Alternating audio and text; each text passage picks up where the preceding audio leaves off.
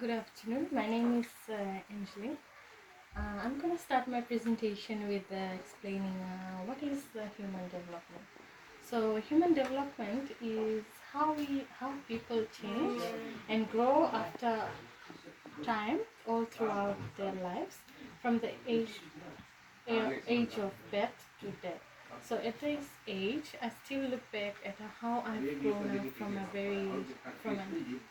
from childhood, and then I still look back at how I first started to attend kindergarten and how I attended primary school, how I entered my adolescent age, and how I grew up into a woman, and later on how I experienced my adulthood. So all this has been a lot of experiences, and I can say the changes were really fast. So in this presentation, I'm going to discuss how Western theory of affects human development. The Western theories related to human development, the socio-cultural context of human development, why is it important to understand human development and its relationship to growth.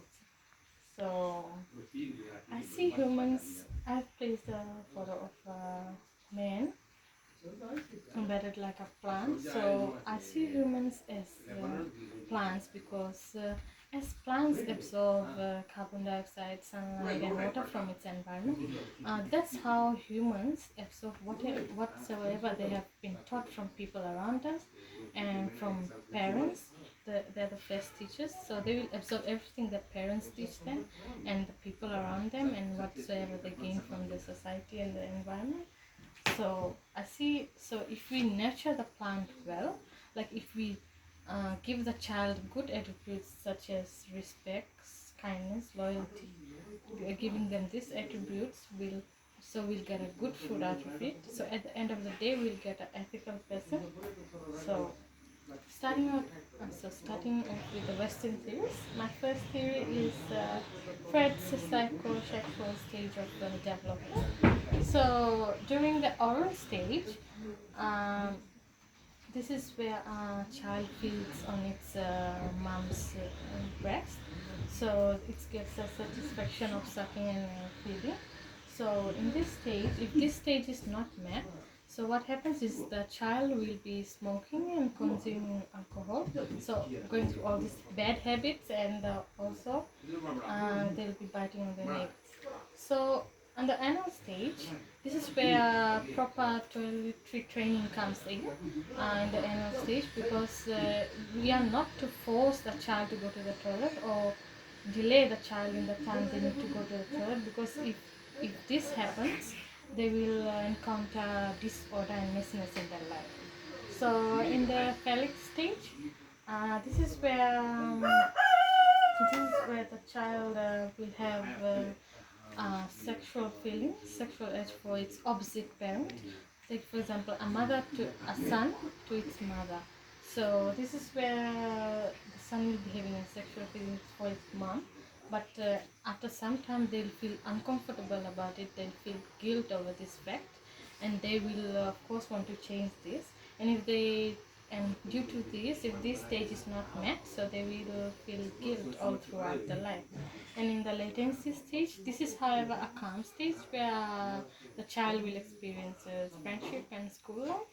And in the genital stage, of course, there is a stage of in the adulthood stage, they'll be willing to explore their sexual feelings and fulfill the sexual urges. So the second theory is John Locke's theory. So this says that children are shaped by their life experiences. So children are seen as blank slates. So meaning they absorb whatsoever they are given to them, and I have placed a plant in the presentation showing that children absorb everything as plants absorb water, light, and sunlight. So we'll be absorbing everything from our parents, people, and everything in our environment. So the long-term result of this is that if we teach immoral manners to the child, if we teach them to consume alcohol and then following after that, following up, creating a violence as a result, and then so the child will have a lifestyle of being a drunkard and an abusive person. they'll be absorbing whatsoever.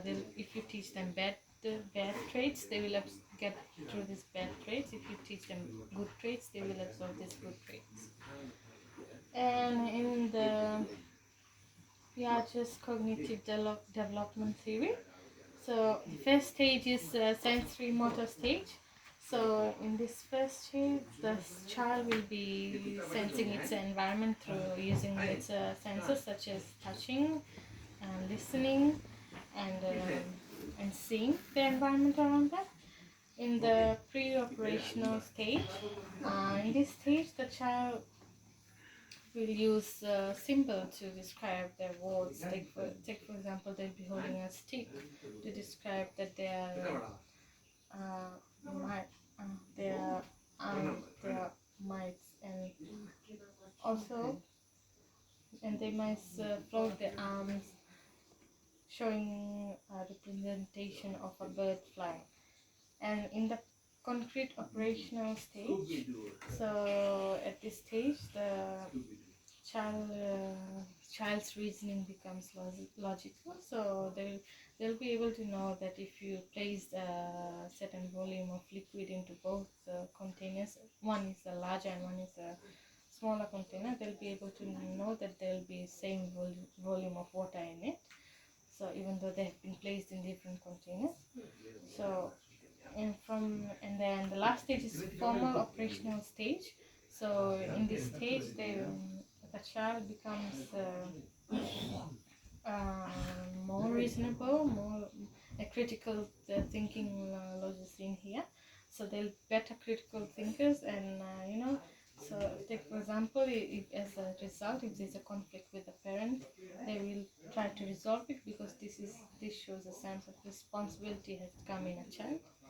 And moving on to the fourth theory, which is Bronfenbrenner's bioecological theory.